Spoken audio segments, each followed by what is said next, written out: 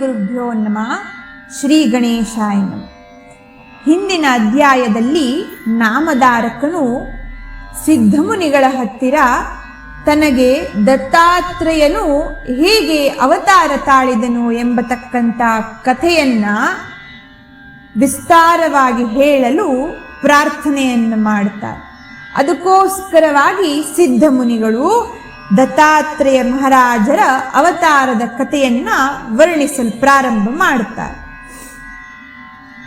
ಭಗವಂತನು ಮಹಾವಿಷ್ಣುವು ಸೃಷ್ಟಿಯನ್ನ ರಚಿಸಬೇಕು ಎಂಬುದಾಗಿ ಇಚ್ಛೆಯು ಮನಸ್ಸಿನಲ್ಲಿ ಬಂದಾಗ ಬಂಗಾರದ ವರ್ಣದ ಒಂದು ಅಂಡವನ್ನು ಸೃಷ್ಟಿಸ್ತಾನೆ.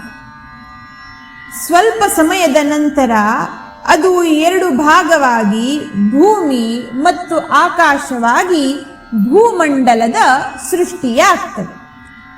ಭೂಮಂಡಲದ ಸೃಷ್ಟಿಯಾದ ಕ್ಷಣ ಅದರಲ್ಲಿ ಬ್ರಹ್ಮದೇವರು 14 ಲೋಕಗಳು, 10 ದಿಕ್ಕುಗಳು, ಕಾಲ, ಷಡ್ರಸಗಳು, ಕಾಮ, ಕ್ರೋಧ, ಲೋಭ, ಮೋಹ, ಮದ, ಮತ್ಸರ ಇಂತಹ ರಸಗಳನ್ನು ಸೃಷ್ಟಿ ಮಾಡಿ ಕಡೆಗೆ ತಮ್ಮ ಮನಸ್ಸಿನಿಂದಲೇ ಮಾನಸ ಪುತ್ರರನ್ನ ಸೃಷ್ಟಿಸ್ತಾರೆ. ಸಪ್ತ ಋಷಿಗಳು ಮರೀಚಿ, ಅತ್ರಿ, ಅಂಗೀರಸ, ಪುಲಹ, ಕೃತು, ವಸಿಷ್ಠ, ಪುಲಸ್ತ್ಯ ಈ ಸಪ್ತ ಋಷಿಗಳನ್ನ ಸೃಷ್ಟಿ ಮಾಡಿ ಅಲ್ಲಿಗೆ ಅವರಿಂದ ಸೃಷ್ಟಿಯನ್ನು ಮುಂದುವರಿಸಲು ಬೆಳೆಸಲು ಅವರಿಗೆ ಸರ್ವಶಕ್ತಿಯನ್ನು ನೀಡುತ್ತಾರೆ.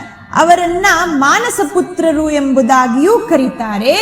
ಜೊತೆಗೆ ಸಪ್ತ ಪ್ರಜಾಪತಿಗಳು ಎಂಬುದಾಗಿಯೂ ಕರೀತಾರೆ. ಯಾಕೆಂದರೆ ಈ ಸಪ್ತ ಋಷಿಗಳಿಂದಲೇ ಇವತ್ತು ನಾವು ನೋಡತಕ್ಕಂತ ಸರ್ವ ಸೃಷ್ಟಿ ಭೂಮಿಯ ಮೇಲೆ ಉತ್ಪತ್ತಿಯಾಗಿರ್ತಕ್ಕಂಥದ್ದು.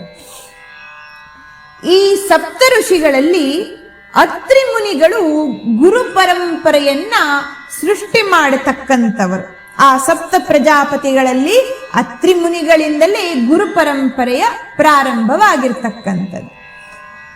ಅತ್ರಿ ಮುನಿಗಳು ಬಹಳ ತಪಶ್ಚರ್ಯ ಧ್ಯಾನದಲ್ಲಿ ಕಾಲ ಕಳೆಯತಕ್ಕಂಥ ಋಷಿಗಳು. ಅವರಿಗೆ ಸುಂದರವಾದಂತಹ ಒಬ್ಬಳು ಪತ್ನಿ ಇದ್ದಳು.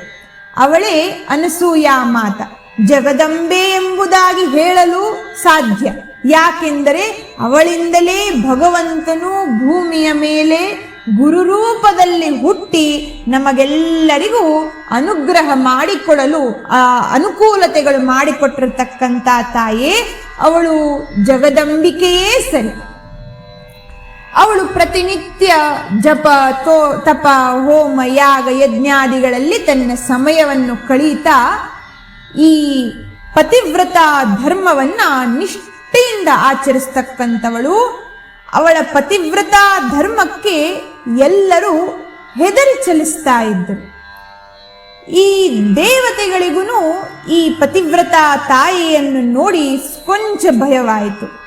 ಈಕೆ ನಮ್ಮ ಸ್ವರ್ಗವನ್ನು ಕಸಿದುಕೊಂಡು ಬಿಟ್ಟರೆ, ನಮ್ಮ ಐಶ್ವರ್ಯವನ್ನು ಕಿತ್ತುಕೊಂಡು ಬಿಟ್ಟರೆ, ಆ ಭಯದಿಂದ ದೇವತೆಗಳೆಲ್ಲರೂ ಸೇರಿ ತ್ರಿಮೂರ್ತಿಗಳ ಹತ್ತಿರ ಹೋಗಿ ಪ್ರಾರ್ಥನೆಯನ್ನು ಇಡುತ್ತಾರೆ. ಹೇ ಪ್ರಭೋ, ಅತ್ರಿ ಮುನಿಯ ಪತ್ನಿಯಾಗಿರ್ತಕ್ಕಂಥ ಅನಸೂಯೆ ಎಷ್ಟು ನಿಷ್ಠೆಯಿಂದ ತನ್ನ ಜೀವನವನ್ನ ಪತಿವ್ರತ ಧರ್ಮದಿಂದ ತನ್ನ ಜೀವನವನ್ನು ನಡೆಸುತ್ತಿದ್ದಾಳೆ ಎಂದರೆ ಮುಂದೆ ಒಂದು ಸಮಯ ಬಂದರೂ ಬರಬಹುದು, ಆಕೆ ನಮ್ಮ ಈ ಶಕ್ತಿಯನ್ನ ಕಸಿದುಕೊಂಡು ತಾನು ಆಳುವಂತಹ ಪರಿಸ್ಥಿತಿ ಬಂದರೂ ಬರಬಹುದು ಎಂಬುದಾಗಿ ಅವರ ಭಯವನ್ನ ತ್ರಿಮೂರ್ತಿಗಳ ಮುಂದಿಡುತ್ತಾರೆ. ಅವಳ ಬಗ್ಗೆ ದೇವೇಂದ್ರನು ಸುಂದರವಾಗಿ ವರ್ಣನೆಯನ್ನು ಇಂದ್ರನು ನೀಡುತ್ತಾನೆ.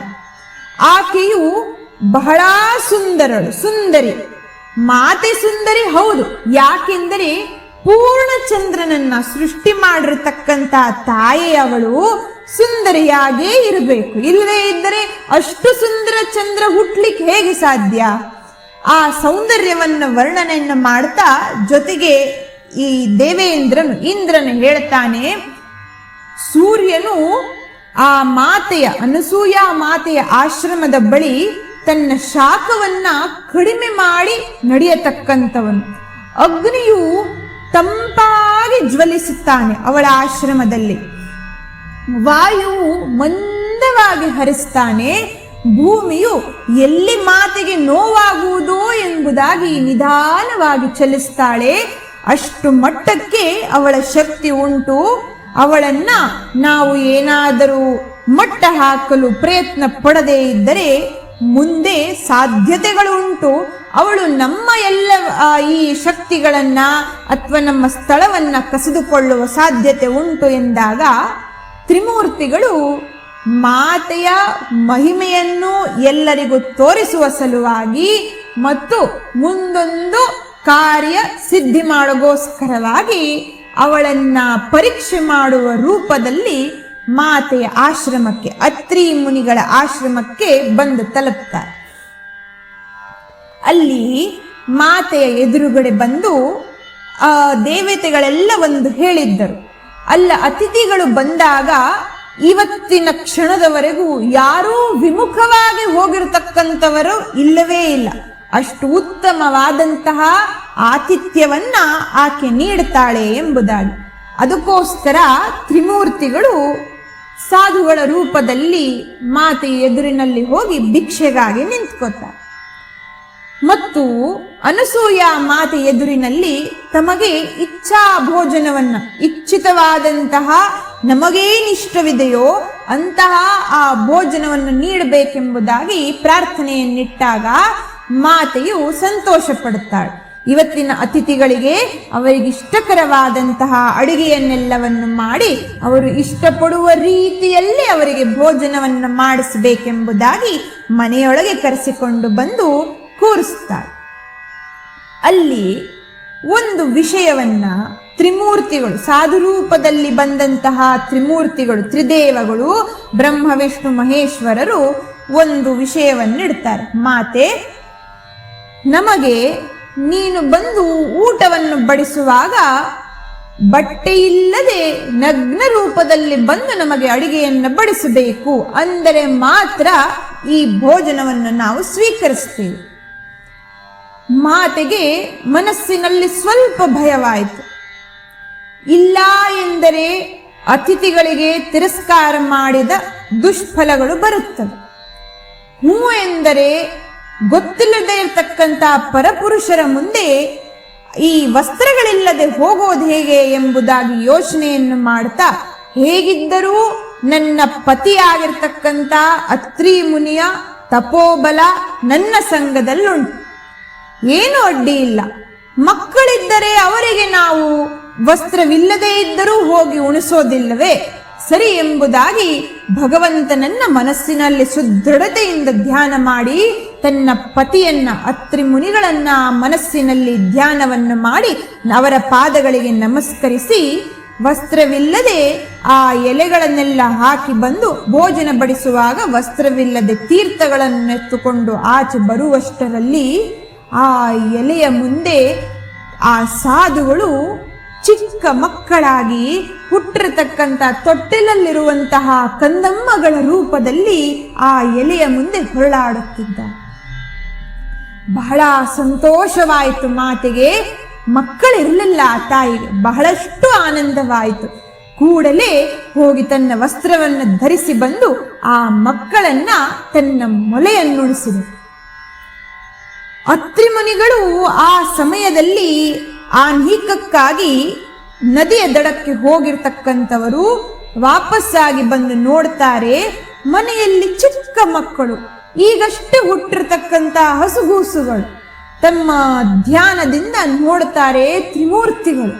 ಕೂಡಲೇ ಹೋಗಿ ಉದಂಡವಾಗಿ ಸಾಷ್ಟಾಂಗ ನಮಸ್ಕಾರವನ್ನು ಮಾಡಿ, ಹೇ ಪ್ರಭು, ನಮ್ಮ ಮಕ್ಕಳಾಗಿ ನಮ್ಮ ಆಶ್ರಮಕ್ಕೆ ಬಂದಿದ್ದೀರಾ ಎಂಬುದಾಗಿ ನಮಸ್ಕರಿಸಿದಾಗ ತ್ರಿಮೂರ್ತಿಗಳು ತಮ್ಮ ರೂಪವನ್ನು ಧರಿಸಿ ಬೇಕಾಗಿರತಕ್ಕಂಥ ವರವನ್ನು ಬೇಡಲಿಕ್ಕೆ ಹೇಳುತ್ತಾರೆ. ಮಕ್ಕಳಿಲ್ಲದ ಆ ಮಾತೆ, ನೀವೇ ನನ್ನ ಮಕ್ಕಳಾಗಿ ಇಲ್ಲಿ ನಮ್ಮ ಆಶ್ರಮದಲ್ಲಿ ಉಳಿಯಬೇಕು ಎಂಬುದಾಗಿ ಪ್ರಾರ್ಥನೆಯನ್ನು ಮಾಡ್ತಾಳೆ. ಆ ವರವನ್ನ ನೀಡೋಗೋಸ್ಕರವಾಗಿ ಬ್ರಹ್ಮನು ಚಂದ್ರನ ರೂಪದಲ್ಲಿ ಹುಟ್ಟುತ್ತಾನೆ, ವಿಷ್ಣುವು ದತ್ತನ ರೂಪದಲ್ಲಿ ಅವತರಿಸ್ತಾನೆ, ಮತ್ತು ಶಂಕರನು ಶಿವನು ದೂರ್ವಾಸರ ರೂಪದಲ್ಲಿ ಅಲ್ಲಿ ಅವತರಿಸುತ್ತಾರೆ. ಮುಂದೆ ಆ ಮಕ್ಕಳು 3 ಜನ ಬೆಳೀತಾ ಬೆಳೀತಾ ಚಂದ್ರನು ತನ್ನ ಕೆಲಸಕ್ಕಾಗಿ ನಡೀತಾನೆ. ದೂರ್ವಾಸ ಮುನಿಗಳು ತನ್ನ ತಪಶ್ಚರ್ಯಕ್ಕಾಗಿ ಆಶ್ರಮವನ್ನು ಬಿಟ್ಟು ಹೊರಡ್ಲಿಕ್ಕೆ ಪ್ರಾರಂಭ ಮಾಡುತ್ತಾರೆ. ದತ್ತನು ದತ್ತಾತ್ರೇಯನಾಗಿ ತ್ರಿಮೂರ್ತಿಗಳ ಅಂಶವನ್ನು ಹಿಡಿದು ಅಲ್ಲೇ ಉಳಿದು ಈ ಗುರು ಪರಂಪರೆಯನ್ನ ಈ ಭೂಮಿಯ ಮೇಲೆ ಸೃಷ್ಟಿ ಮಾಡ್ತಾನೆ. ದತ್ತ ಮಹಾರಾಜನು ಆದಿಗುರು. ಯಾವುದೇ ಗುರು ಪರಂಪರೆಯ ಮೂಲ ಸ್ವರೂಪ ಎಂದರೆ ದತ್ತ ಮಹಾರಾಜನ ಸ್ವರೂಪ. ಅವನೇ ವಿಷ್ಣು. ಹಿಂದಿನ ಭಾಗದಲ್ಲಿ ನಾವು ಒಂದು ಕಥೆಯನ್ನು ಕೇಳಿದ್ದೆವು, ಅಂಬರೀಷನ ಕತೆ. ಅವನಿಗೆ ಬಂದಿರತಕ್ಕಂತ ಶಾಪವನ್ನ ವಿಷ್ಣು ಪಡೆದಿದ್ದ. ಆ ಬಹಳಷ್ಟು ಜನ್ಮಗಳು ತೆಗೆದುಕೊಂಡು ಹುಟ್ಟಿ ಬರುವಂತಹ ಶಾಪಕ್ಕನುಗುಣವಾಗಿ ಭಗವಂತನು ಆ 10 ಅವತಾರಗಳ ಜೊತೆ ಗುರು ಪರಂಪರೆಯನ್ನು ಮುಂದೆ ನಡೆಸಿಕೊಂಡು ಹೋಗೋಗೋಸ್ಕರವಾಗಿ ಆಗಾಗ ಶಿಷ್ಟರನ್ನ ರಕ್ಷಿಸಲು, ದುಷ್ಟರನ್ನ ಶಿಕ್ಷಿಸಲು ಗುರು ರೂಪದಲ್ಲಿ ಹುಟ್ಟು ಬಂದು ನಮ್ಮೆಲ್ಲರನ್ನು ಉದ್ಧಾರ ಮಾಡುತ್ತಾ ನಮಗೆಲ್ಲರಿಗೂ ಆಶೀರ್ವಾದವನ್ನು ಮಾಡುತ್ತಿದ್ದಾನೆ. ಈ ಕಥೆಯನ್ನ ಸಿದ್ಧ ಮುನಿಗಳು ನಾಮಧಾರಕನಿಗೆ ಸರಸ್ವತಿ ಗಂಗಾಧರರಿಗೆ ವಿಚಾರವನ್ನು, ಗುರು ಪರಂಪರೆ ಹೇಗೆ ಪ್ರಾರಂಭವಾಯಿತು ಎಂಬುದಾಗಿ ದತ್ತ ಮಹಾರಾಜನ ಜನ್ಮದ ಕಥೆಯನ್ನ, ರಹಸ್ಯವನ್ನ ಬಿಡಿಸಿ ಹೇಳುತ್ತಾರೆ. ಈ ಹೇಳಿದ ಕ್ಷಣ ನಾಮಧಾರಕನಿಗೆ ಬಹಳ ಆನಂದವಾಯಿತು. ಮತ್ತಷ್ಟು ಗುರು ಪರಂಪರೆಯ ಕಥೆಗಳನ್ನ, ಗುರುವಿನ ಮಹಿಮೆಗಳನ್ನ ತಾನು ಕೇಳಬೇಕೆಂಬುದಾಗಿ ಆಸೆ ಹುಟ್ಟಿ ಅವನು ಆ ಗುರುಗಳಾಗಿರ್ತಕ್ಕಂಥ ಸಿದ್ಧ ಮುನಿಗಳ ಹತ್ತಿರ ಪ್ರಾರ್ಥನೆಯನ್ನು ಮಾಡ್ತಾನೆ. ತನಗೆ ಮುಂದೆ ದತ್ತ ಮಹಾರಾಜನು ಯಾವ ಯಾವ ರೂಪದಲ್ಲಿ ಅವತರಿಸಿದರು, ಅವರು ಭಕ್ತರನ್ನು ಹೇಗೆ ರಕ್ಷಿಸಿದರು ಎಂಬತಕ್ಕಂಥ ವಿಚಾರವನ್ನು ತಿಳಿಸ್ಲಿಕ್ಕೆ ಹೇಳ್ತಾರೆ. ಅದನ್ನು ಒಪ್ಪಿ ಸಿದ್ಧ ಮುನಿಗಳು ಮುಂದಿನ ಅಧ್ಯಾಯಗಳಲ್ಲಿ ದತ್ತ ಮಹಾರಾಜನ ಅವತಾರಗಳ ಬಗ್ಗೆ, ದತ್ತ ಮಹಾರಾಜನ ಮಹಿಮೆಗಳ ಬಗ್ಗೆ ವರ್ಣನೆಯನ್ನ ಪ್ರಾರಂಭ ಮಾಡ್ತಾರೆ. ಇಲ್ಲಿಗೆ 4ನೇ ಅಧ್ಯಾಯ ಮುಗಿಯಿತು. ಮುಂದಿನ ಅಧ್ಯಾಯದಲ್ಲಿ ಶ್ರೀಪಾದ ಶ್ರೀವಲ್ಲಭ ಸ್ವಾಮಿಗಳ ಅವತಾರದ ಕಥೆಯನ್ನ ನಾವೆಲ್ಲರೂ ಕೇಳೋಣವಂತೆ. ಅಲ್ಲಿಯವರೆಗೂ ಜೈ ಜೈ ಗುರುದೇವ ದತ್ತ, ಜೈ ಜೈ ರಘುವೀರ ಸಮರ್ಥ. ಭಗವಾನ್ ಸದ್ಗುರು ಶ್ರೀಧರ ಗುರುದಾಸ ಸ್ವಾಮಿ ಮಹಾರಾಜ್ ಕಿ ಜೈ.